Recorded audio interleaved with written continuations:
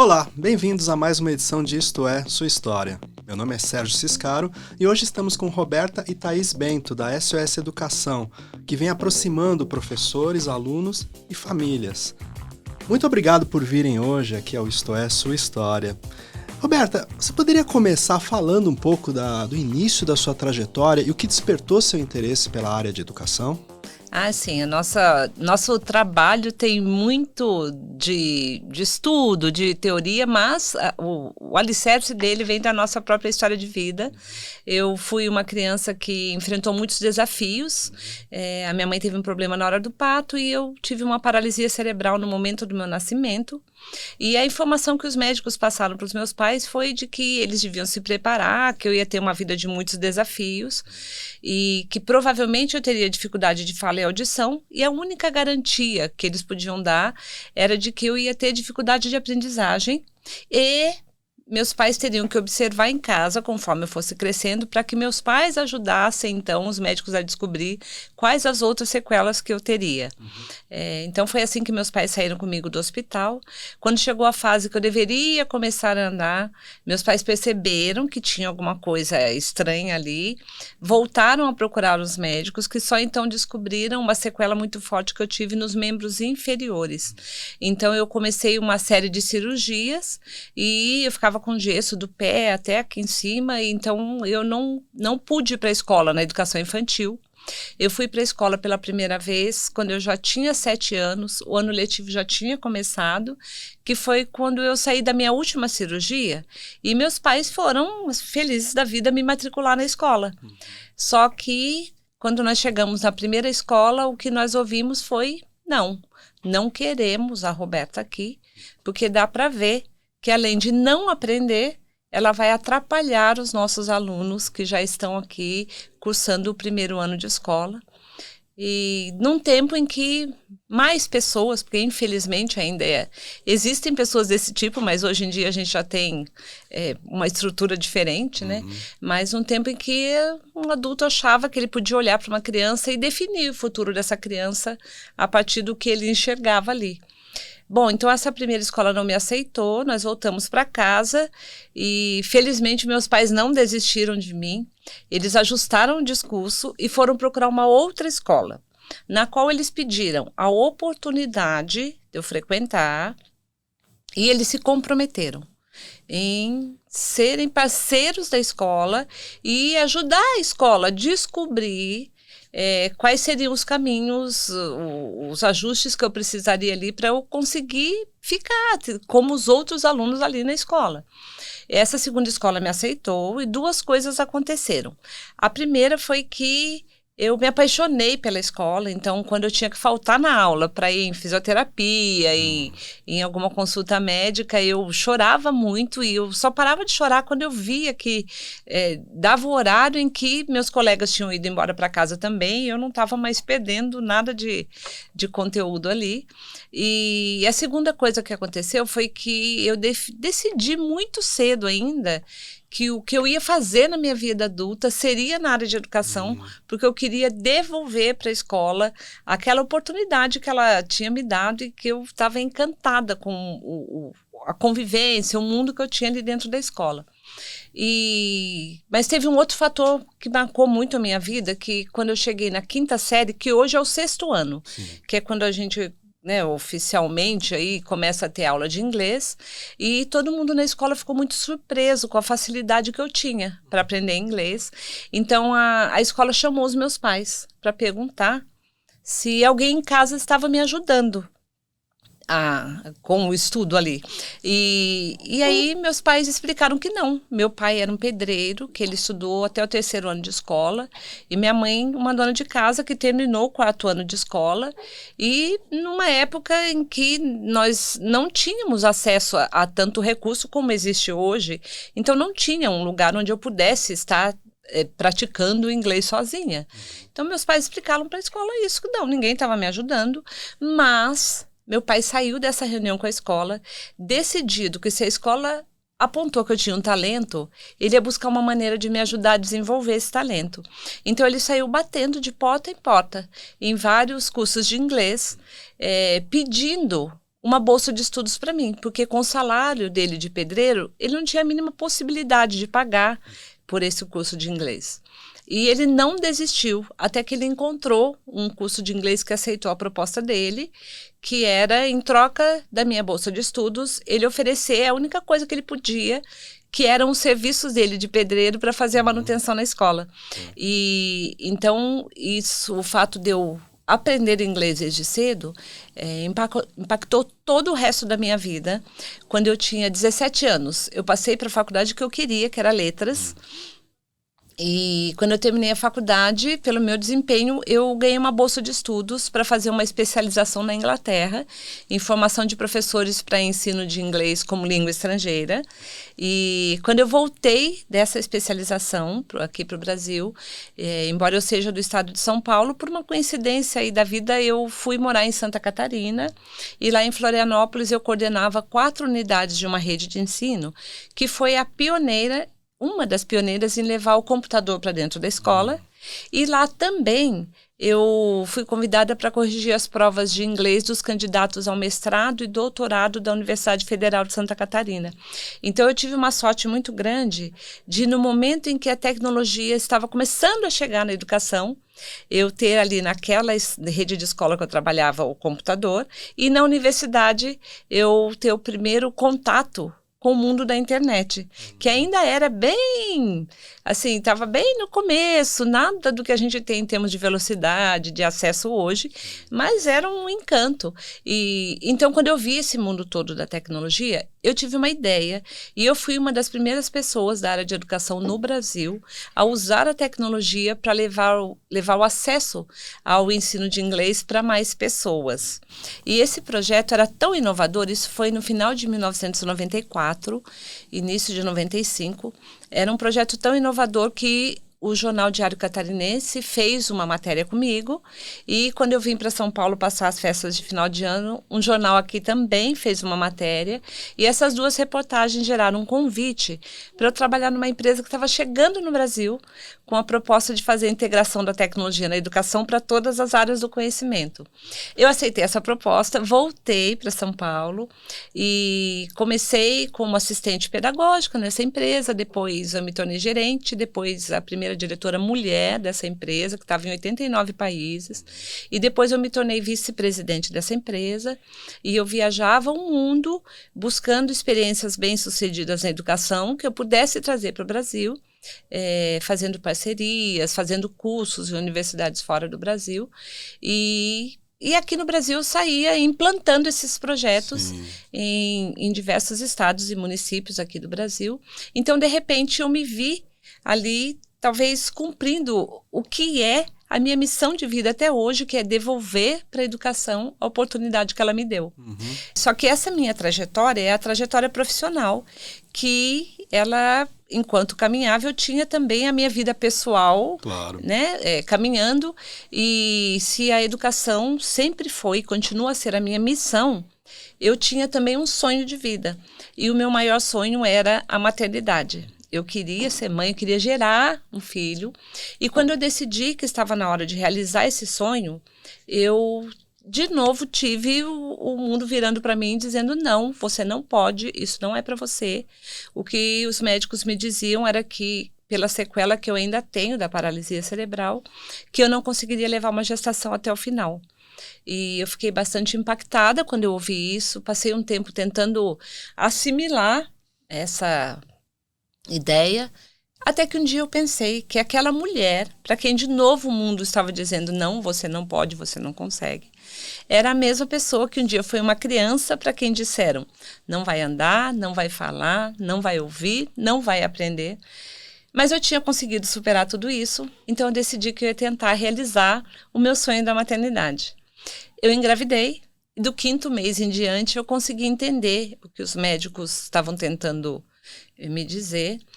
Acabou se tornando uma gravidez de altíssimo risco, e eu tive que ficar de repouso absoluto, e todos os meses eu tinha que decidir entre antecipar uma cesariana para minimizar o meu risco de vida, ou seguir adiante para minimizar o risco de vida do bebê. E todo mês a minha decisão era, vamos mais um mês, e foi assim que eu cheguei ao 9º mês de gravidez. E no dia 30 de junho de 1989, eu finalmente realizei o que eu achava que era o sonho da maternidade, e quando a minha filha, Thaís, nasceu, lá em junho de 89, eu fui aos poucos descobrindo que esse sonho tinha muito mais do que a questão da maternidade. E tem uma frase que, inclusive, eu gosto muito, que é: quando a gente acha que aprendeu todas as respostas, vem o mundo e muda as perguntas. Então, a partir desse momento, entra a nossa história pelo ponto de vista da Thaís. Bom, então eu cresci com uma mãe professora, sempre muito no meio da educação por causa da minha mãe. Toda casa que a gente morava sempre tinha uma salinha de aula no fundo da casa, que ela dava aula particular toda vez que ela chegava do trabalho. E essas salinhas de aula sempre foram cenários das minhas brincadeiras de criança, de boneca, de escolinha. Quando eu estava um pouco mais velha, mais ou menos na 7ª série, ela já estava nessa última empresa que ela trabalhou, que ela trabalhava muito e viajava muito. Tinha dias que me perguntavam onde minha mãe estava, que eu não sabia nem responder, porque ou ela estava em algum lugar do mundo descobrindo alguma coisa nova para a educação, ou em algum lugar do Brasil implantando alguma coisa nova para melhorar a educação. E aí, quando eu estava mais ou menos na 7ª série, ela começou a me levar junto para as viagens, todas as vezes que eu estava de férias da escola. Então, todo julho e janeiro, para onde ela fosse, eu ia junto, e o que ela fosse fazer, eu fazia junto também. Desde visitar escolas modelo, até fazer cursos em universidades. E aí, quando eu me formei no ensino médio, eu fui fazer faculdade. Não fui para a área de educação, como parecia que era o que ia acontecer logo de cara. Parece óbvio, né? Todo mundo pensa, lógico que ela foi para a educação. Fui fazer faculdade de administração. E durante o primeiro ano de faculdade de administração na FAP aqui em São Paulo, eu comecei a trabalhar dando aula de inglês para crianças numa escola que tinha atravessando a rua da faculdade. E quando eu entrei em sala de aula como professora pela primeira vez, me deu o clique de, nossa, é isso que eu quero fazer da vida. E aí prestei vestibular de novo, me formei em pedagogia na USP, dei aula em escolas aqui em São Paulo, depois fiz uma pós em marketing, e depois da pós começou a sementinha do trabalho que a gente faz hoje, que em 2014 eu tive uma ideia de criar um canal no YouTube, e nesse canal passar uma série que era como se fosse um reality show, em que eu ia até a casa das famílias e ajudava a ajustar a rotina em casa, todas as vezes que os filhos estavam dando trabalho para fazer tarefa, para estudar, para ir para a escola, como se fosse um super nene da educação. E logo nas primeiras gravações dessa série do YouTube, 2 coisas aconteceram. Uma, que eu vi que as famílias estavam realmente precisando de ajuda nesse assunto, porque eu comecei a receber mensagens de famílias do Brasil todo pedindo ajuda. E outra, que eu vi que eu estava precisando da ajuda da minha mãe, que apesar dela trabalhar muito, ela sempre arrumava um tempinho para me ajudar a planejar o que eu ia fazer com cada família que eu ia visitar. E sempre que eu colocava em prática as sugestões que a minha mãe dava, funcionava. O filho lá da família começava a estudar.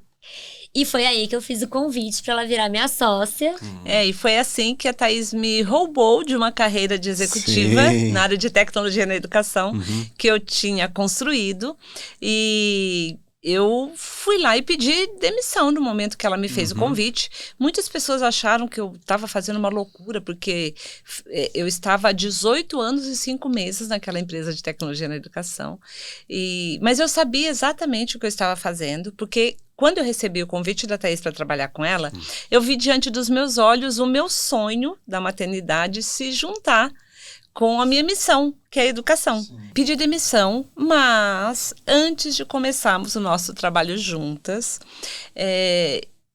eu lembrei que eu havia passado a minha vida toda até aquele ponto, sempre me questionando sobre o que teria me ajudado a superar os desafios que a medicina diagnosticou, previu que eu teria, e eu até me questionava, será que os médicos erraram? Ou será que realmente algum fator ao longo da minha vida me ajudou a fazer até essa superação?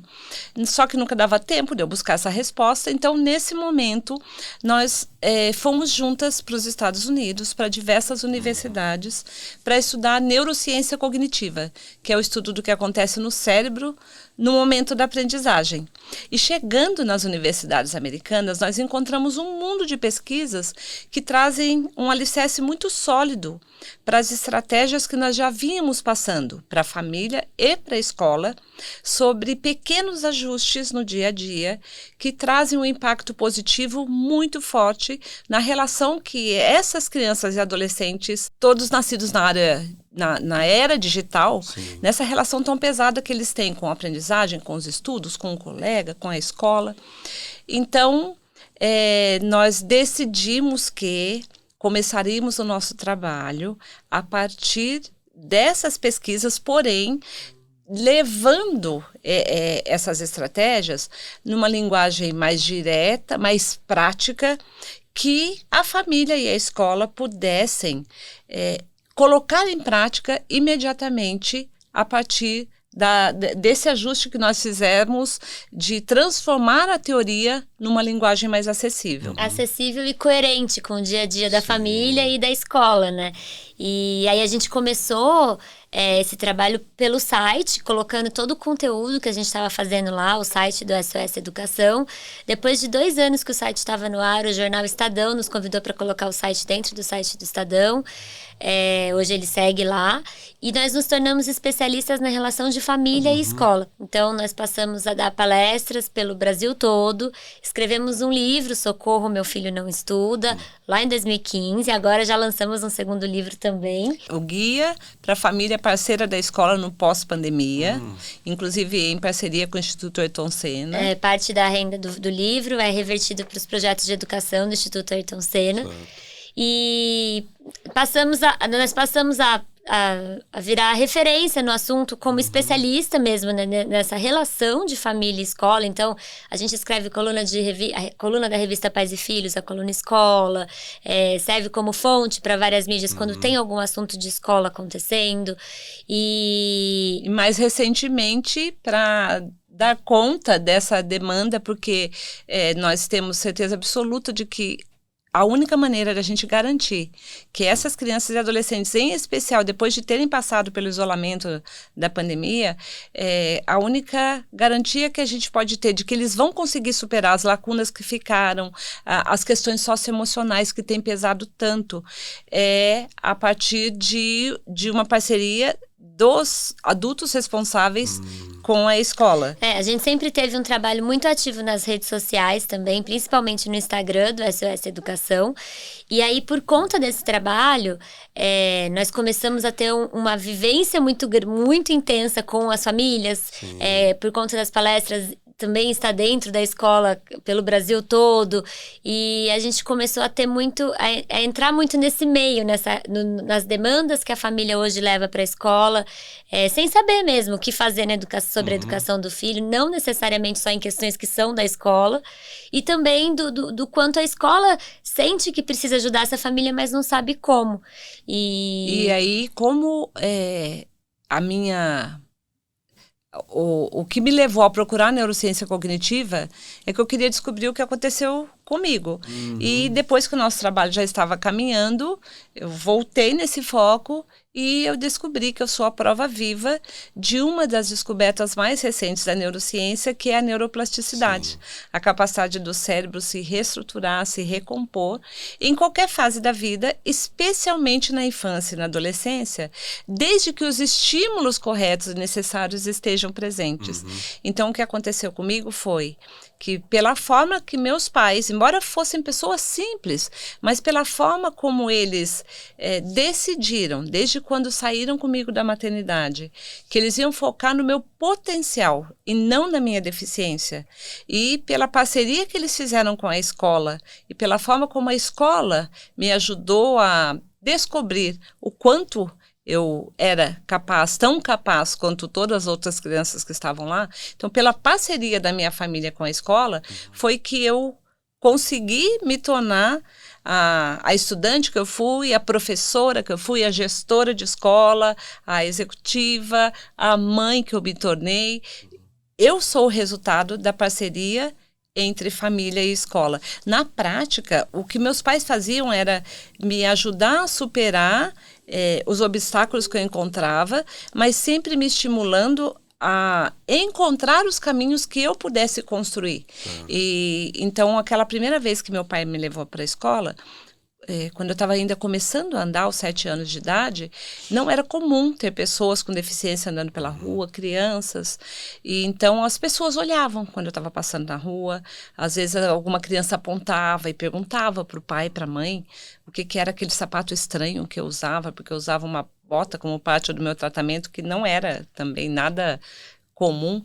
E todas as vezes que meu pai via que as pessoas estavam olhando ou apontando e que eu estava percebendo esse movimento das pessoas, ele olhava para mim e falava assim: Betinha, eles estão achando lindo o seu vestido. Ou ele falava assim para mim: elas estão adorando o seu sapato. E aquilo me dava uma força tão grande para seguir em frente que eu segui ali meu caminho acreditando que eu ia conseguir. E teve um Natal que ficou muito marcado, que meu pai tinha passado o ano inteiro juntando o dinheiro dele, do salário de pedreiro, para comprar uma bicicleta de presente para nós, numa época em que a gente ficava feliz de todos os irmãos ali ganharem um único presente. E quando nós abrimos e vimos que era bicicleta, meus irmãos correram para a rua para andar de bicicleta. E eu olhei para os meus pais e disse: eu também queria muito poder andar de bicicleta. E até hoje eu tenho a memória do meu pai me falando: vai lá na rua, pede ajuda para os seus irmãos. Se você não conseguir, eu vou lá e vou te ajudar, mas eu te garanto que você consegue. E a memória que eu tenho até hoje é de meu irmão me colocar na bicicleta, a minha irmã me segurar, meu outro irmão empurrando. E eu consigo lembrar, inclusive, do ventinho do meu cabelo, porque eu andei de bicicleta. E assim, foram momentos que meu pai construiu ali. Ele chegou a adaptar uma Brasília bem velhinha que ele tinha para que ele pudesse me ensinar a dirigir. Sim. Ele usou tijolo, colher de pedreiro, arame, que eram os recursos que ele tinha. E ele adequou o carro para que eu conseguisse alcançar, me ensinou a dirigir. Eu tirei carteira de motorista e dirigi dos 18 até os 37 anos, qualquer carro que eu pudesse comprar. E quando eu fui renovar minha carteira de motorista, o Detran já estava todo equipado, já tinha o novo Código de Trânsito, e eles me diziam que eu não podia ter uma carteira comum, porque pela minha deficiência eu não teria condições de usar um carro em que eu tivesse que apertar a embreagem, que eu não tinha força para uma direção mecânica. E eu insistia que eu tinha passado a minha vida inteira dirigindo esses carros, mas eles me colocavam em equipamentos que mostravam que eu não tinha força realmente no braço e na perna. E a única maneira de pegar minha carteira de volta foi aceitar que saísse com a restrição, desde então só carro adaptado. E em 2015, quando a minha mãe faleceu, foi a primeira vez na minha vida que eu vi ali escrito em todas as altas médicas que eu tive, desde o nascimento, de todas as cirurgias, que a minha mãe guardava isso bem escondidinho numa caixa. E quando eu e minha irmã fomos tirar os pertences da minha mãe, eu encontrei essa caixa e pela primeira vez na vida eu li que o que eu tive foi paralisia cerebral com tetraplegia. E só então eu descobri que lá atrás o Detran não estava errado. Eu realmente não tenho força no braço, eu realmente não tenho força nas pernas, mas o que eu descobri na neurociência cognitiva é que está cientificamente comprovado que a expectativa positiva que os adultos responsáveis, a família, os pais, os professores, colocam para uma criança em relação à capacidade que ela tem de superar desafios de aprendizagem, essa expectativa positiva da família e da escola tem um poder tão grande que chega a modificar o cérebro, inclusive fisicamente. O que aconteceu comigo foi que, diante dos estímulos que eu recebi da minha família e da escola, o meu cérebro criou rotas alternativas, contornando a área onde eu tenho a lesão. E hoje o que a neurociência cognitiva mostra é que não são só as crianças que têm alguma deficiência que precisam dessa expectativa positiva vindo dos adultos responsáveis. Hoje, como todos os alunos, crianças e adolescentes, estão indo para a escola sem uma base de habilidades que é essencial para um bom relacionamento com o aprendizado, foco, paciência, concentração, habilidade para lidar com frustrações, todas essas que hoje em dia não são desenvolvidas naturalmente mais na rotina da família, e estão fazendo muita falta na hora do aprendizado mesmo dos alunos na escola.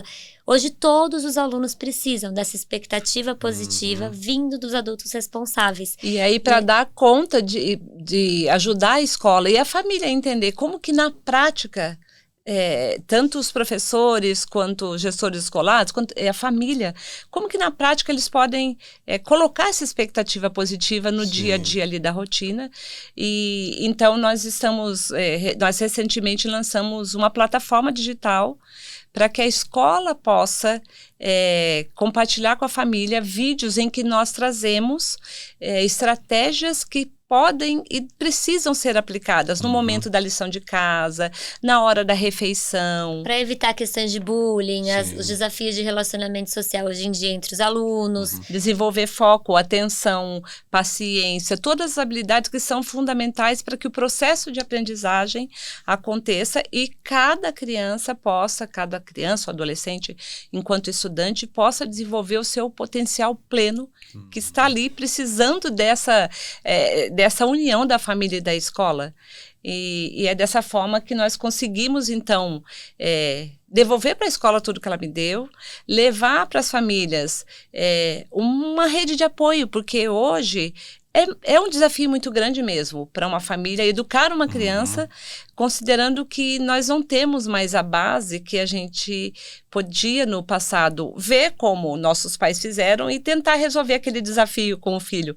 Hoje, os desafios que os pais, os responsáveis, muitas vezes os avós, enfrentam na educação dessas crianças e adolescentes são muito novos com a chegada da tecnologia. Então, conseguir equilíbrio no uso das telas, conseguir que essa criança adolescente se responsabilize pelo processo de aprendizagem, entenda a escola com o papel fundamental que ela tem nessa educação junto com a família também. Então, nós trazemos hoje esses recursos e, mais recentemente, além dos nossos livros e palestras, com essa plataforma para a escola. Que é o SOS Família e Escola. Sim, não é desafiador vocês buscarem mudar a relação entre alunos, professores e família no momento em que nós vemos aumentar o número de bullying nas escolas, de violência mesmo nas escolas e até casos de problemas de saúde mental nos professores. Como vocês convencem as três pontas desse triângulo, né, professores, alunos e família, a terem uma relação mais harmoniosa e mais produtiva em termos de educação para os alunos?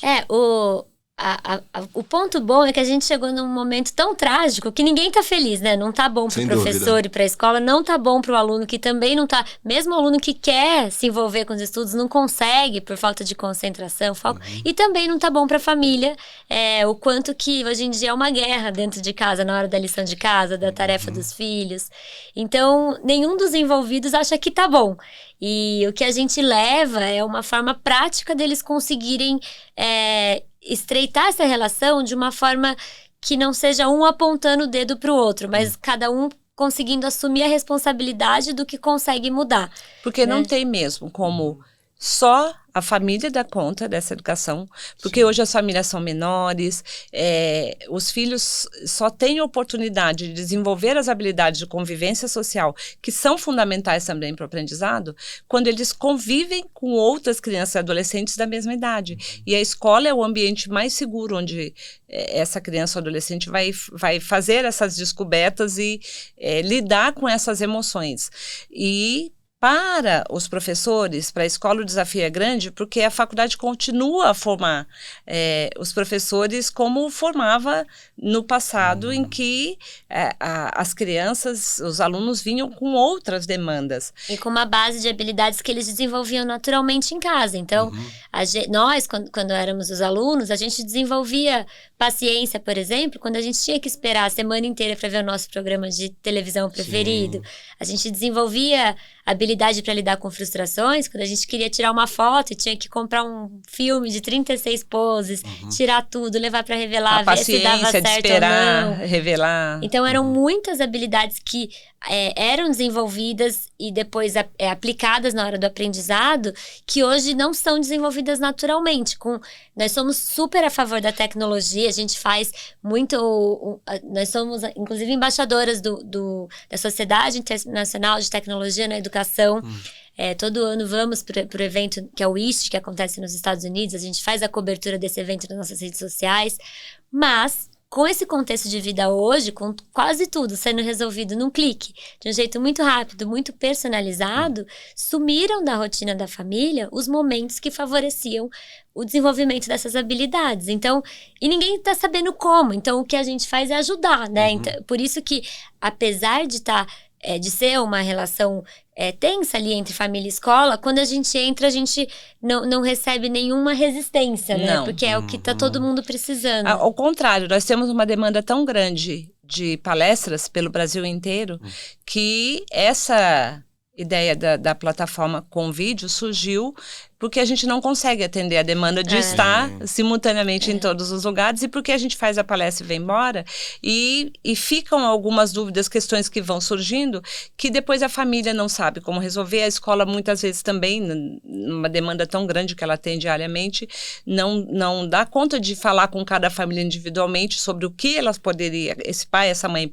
ou avó, o que eles poderiam fazer em casa, e na plataforma nós temos mais de 800 vídeos que abordam situações do dia a dia que acabam indo para a escola, né? Isso, e que nós também respondemos muitas dúvidas pelas nossas redes sociais, mas também não damos conta dessa demanda. Então, a partir da plataforma, com esses mais de 800 vídeos, nós conseguimos deixar um recurso para a escola e para a família darem conta dos desafios, e é uma plataforma viva que, caso a escola ou uma família não encontre a resposta para um desafio que ela esteja vivendo, nós gravamos um vídeo a partir dessa demanda que passa a fazer parte da plataforma também. Então, ela é constantemente atualizada. Certo. E quais são os desafios que vocês veem mais recorrentes, os problemas que mais surgem nas famílias? Acho que tem dois. Acho que um grande desafio hoje em dia é a falta de motivação dos alunos para o aprendizado, certo, desde a educação infantil até o ensino médio. E hoje já tem até pesquisa que embasa o porquê dessa falta de motivação e por que isso piorou depois da pandemia. Porque existem 3 necessidades básicas que precisam ser atendidas para um aluno conseguir ter a motivação necessária para aprender, para estudar. E são 3 pontos que foram muito afetados pela pandemia, que é o sentimento de autonomia, o sentimento de competência e o sentimento de pertencimento. E esses 3 pontos, quando o aluno ficou em casa, mesmo aquele que tinha aula remota, mas com todos os desafios, do pai fazendo tudo ali por ele, na melhor das intenções, mas querendo que o filho conseguisse, esses 3 pontos foram muito afetados. Então, hoje está muito difícil para todo mundo, para o aluno, para a escola e para as famílias, que conseguir aflorar essa motivação para o aprendizado. E o outro ponto é o equilíbrio no tempo que essas crianças e adolescentes passam nas telas. Sim. Então, um dos nossos campeões de pedido de ajuda é como equilibrar o tempo de tela e qual é o tempo ideal, como é que eu faço para tirar meu filho do videogame, do celular, do tablet. Como achar a dosagem desse tempo de tela, considerando que também nas telas tem muita solução para o aprendizado também hoje em dia, né? Isso, e aí nós trazemos uma sugestão de rotina semanal, em que, quando alguns pontos estão presentes, como atividade física, noites completas de sono, momentos de refeição sem tela, nós trazemos quais são os 8 pontos que, quando fazem parte da rotina da família, o equilíbrio no uso das telas é uma consequência desse ajuste e equilíbrio na rotina. Certo. E como tem sido o feedback das pessoas que têm... retomando. Como tem sido o feedback das pessoas, das famílias que vocês têm prestado assistência? É sempre muito positivo, né? Porque o que a gente sempre dá de sugestão, de estratégia, é sempre coisa muito simples. Nada é uma coisa que o pai precisa comprar alguma coisa cara ou fazer uma coisa fora do alcance dele, do tempo que ele não tem disponível. É sempre coisa simples e prática, que às vezes a família fala, nossa, eu nem pensei nisso. Então, por exemplo, o que fazer quando tá no carro, no percurso de um lugar para o outro com o filho, como isso pode ajudar. Então, é sempre um retorno muito positivo. Sim, né? Tanto da família quanto da escola, porque o que nós deixamos bem claro é que esse desafio da educação dessa geração nascida na era digital só pode ser vencido na parceria entre família e escola. E conforme a gente vai trazendo as sugestões práticas ali do que a família pode fazer e para a escola também, essa união, esse vínculo, a conexão entre a família e a escola se torna o ponto forte ali que se reflete de forma positiva no desempenho, mas não só no desempenho do aluno, mas no desenvolvimento também das habilidades socioemocionais, na autoestima, na autoimagem que ele faz dele mesmo, porque tem muito estudante hoje que não acha que ele é capaz, ele acha que o problema é ele, que ele não nasceu para aprender matemática, que ele não consegue aprender aquela matéria. E quando a família e a escola estão unidas e a rotina ajustada, o reflexo positivo vem nos alunos. Ótimo. Para finalizar, quais são os planos da SOS Educação para 2024 e além? Bom, para 2024 nós vamos realmente lançar oficialmente a plataforma que hoje em dia já está em algumas escolas, que é o SOS Família Escola. E seguimos com um trabalho muito forte de cobertura de eventos de educação nacional e internacional, um trabalho de marketing de influência na área de educação também, e as palestras pelo Brasil todo. Porque para a escola também é impossível vencer sozinha o desafio que ela tem hoje com tantas demandas e com esses alunos chegando com a lacuna de aprendizagem e de habilidades socioemocionais. Então, nós também sugerimos para a escola que ela tenha bons parceiros em diversas áreas que ela pode compartilhar com o parceiro e oferecer um serviço melhor para a família e para o aluno. Então, ajudar a escola a escolher esses parceiros também é um trabalho que nós fazemos e que nós queremos cada vez mais estar próximas da escola, para que a saúde emocional do professor, do gestor de escola também possa ter momentos de cuidado. Se a gente não tiver a família e a escola, e os profissionais da escola com uma saúde mental, com equilíbrio emocional, isso vai se refletir nos alunos também. E a gente sabe que, eu falo, criança não tem botão de pausa, então a gente não tem tempo a perder. A gente sonha que toda essa geração de alunos que está hoje nas escolas, que ela consiga desenvolver o potencial pleno de aprendizagem e com que essa geração possa construir o futuro que ela sonhar. Roberta, Thaís, muito obrigado por virem aqui ao Isto É Sua História e compartilhar suas histórias. Obrigada, Sérgio. Estamos à disposição lá no Instagram, SOS Educação. Lá tem todos os nossos contatos. Isso, em todas as nossas redes sociais, né? E esperamos encontrar com os diretores de escola aí por esse Brasil e com as famílias nas nossas redes sociais também. Foi um prazer enorme estar aqui com vocês. Perfeito. E obrigado a você que nos acompanhou até agora. Até a próxima.